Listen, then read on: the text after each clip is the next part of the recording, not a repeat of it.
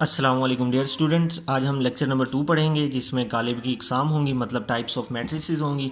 तो पहली टाइप है मैट्रिसेस की रोग मैट्रिक्स, मतलब कतारी कालिब, जिसमें सिर्फ एक कतार हो उसको कतारी कालिब कहते हैं। A matrix which has only one row is called row matrix. A matrix is called row matrix if it has only one row. देखें यहाँ पे सिर्फ और सिर्फ एक रो है, इसकी भी सिर्फ और सिर्फ एक रो है। जिसकी सिर्फ एक रो होगी उसको हम कहेंगे रो मैट्रिक्स, जिसकी एक कतार होगी उसको कहेंगे कतारी कालिब। अब है कॉलम मैट्रिक्स, जिसकी एक कॉलम होगा, जिसका एक कॉलम होगा उसको कॉलम मैट्रिक्स कहेंगे या कॉलम कालिब।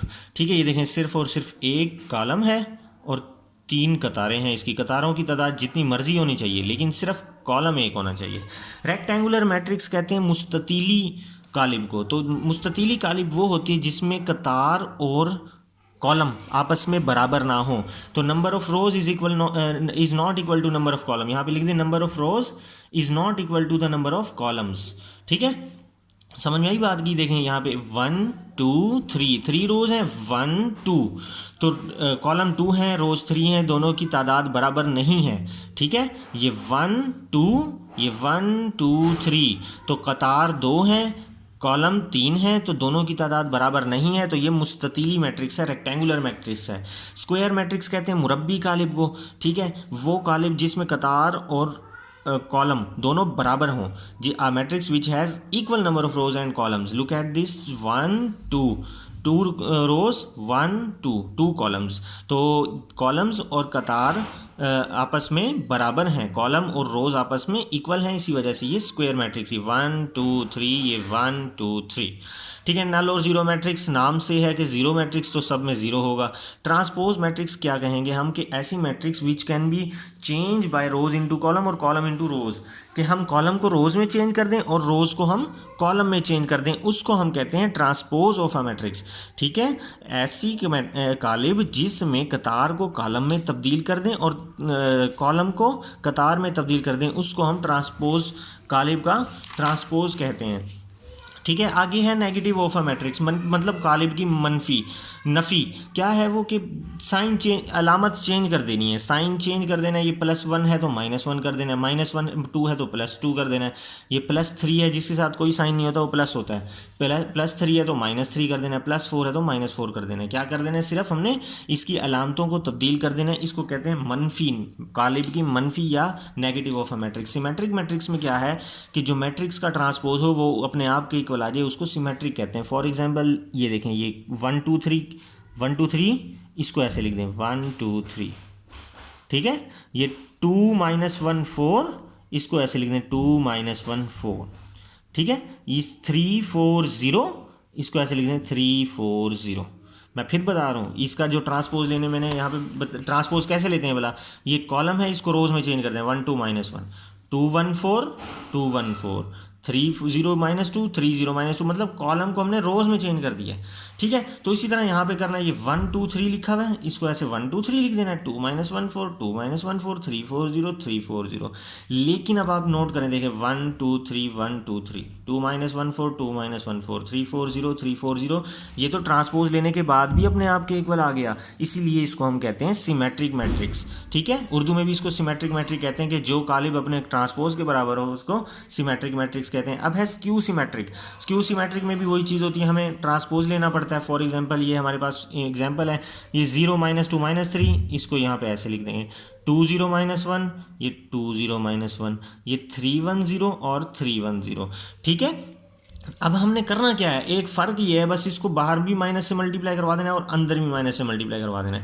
ये बाहर माइनस से मल्टीप्लाई करवाया, अब जब हम अंदर माइनस से मल्टीप्लाई करवाएंगे ना तो सारों के साइन चेंज हो जाएंगे। माइनस हमेशा साइन को चेंज कर देता है, तो इसके भी साइन चेंज हो जाएंगे। देखें, ये 0 तो 0 ही रहेगा, -2 है तो +2 हो गया, -3 है तो +3 हो गया, इसको नहीं देखना। +2 है तो -2 हो गया, 0 का 0, -1 है तो +1, 3 है तो -3, +1 है तो -1, 0 का 0 और बाहर भी नेगेटिव साइन। अब ये देखें 0 2 3 0 2 3, -2 0 1 -2 0 1 -3 -1 0 -3 -1, ये वापस अपने आप के इक्वल आ गया, तो ये ए हो गया।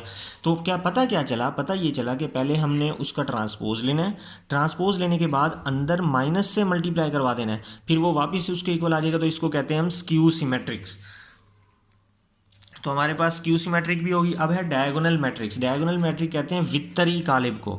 तो ऐसी वित्तरी ऐसी वित्तरी कालिब जिसका जो वित्तर होता है, वित्तर किसको कहते हैं, एक कोने से दूसरे कोने को डायगोनल कहते हैं। From one corner to another, from one corner to, ये कोना आपने बस ऐसे देखना है इस तरह से, लेफ्ट टू राइट, ठीक है।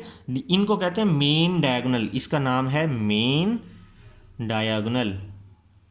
ये है हमारे पास मेन डायगोनल। इस मेन डायगोनल के एलिमेंट्स के अलावा ऊपर वाले एलिमेंट्स और नीचे वाले एलिमेंट्स ज़ीरो होने चाहिए। मैंने क्या कहा, मैं कह रहा हूँ कि मेन डायगोनल के अलावा ऊपर वाले और नीचे वाले क्या होने चाहिए, ज़ीरो, और इनको हम जो कि नॉन डायगोनल एलिमेंट्स कहते हैं, ठीक है। वित्तर के अलावा, उर्दू में बता दूं, वित्तर के अलावा ऊपर वाले और नीचे वाले एलिमेंट्स क्या होने चाहिए, जीरो होने चाहिए। At least any one of the entries of its diagonal is not zero, इन दोनों में, इस डायगोनल में जीरो ना हो कोई बेशक, और non diagonal entries are zero, जो नॉन डायगोनल हैं, जो इसके ऊपर नीचे हैं, वो सारी बेशक जीरो हो जाएं। अब है स्केलर मैट्रिक्स। स्केलर को भी उर्दू में स्केलर कहते हैं। मैंने यहाँ पे जो वित्तर समझाया ना, तो यहाँ पे भी वित्तर ही है, ये वित्तर। इसके ऊपर नीचे वाले, तो पहली शर्त है कि इसके ऊपर नीचे वाले जीरो होने चाहिए। दूसरी शर्त है ये एक जैसे होने चाहिए। ये देखें, ये एक जैसे हैं, ठीक है। पहली शर्त क्या है इसकी, कि ऊपर नीचे वाले मेन डायगोनल के ऊपर और नीचे वाले क्या होने चाहिए, जीरो होने चाहिए, ठीक है। दूसरी शर्त ये है कि ये एक जैसे होने चाहिए। अब ये एक जैसे हैं तो ये स्केलर हैं, ये डायगोनल भी हैं, क्योंकि ऊपर नीचे वाले तो जीरो ही है ना, तो इसलिए ये डायगोनल भी है, ये स्केलर भी है, ये वित्तरी कालिब भी है और ये स्केलर भी है। आइडेंटिटी कहते हैं इसको, या यूनिट भी कहते हैं, यूनिट मैट्रिक्स भी कहते हैं। वाहदानी कालिब, वो क्या होता है कि बस ये जो मेन डायगोनल होता है ना, वो ये वन होता है बस।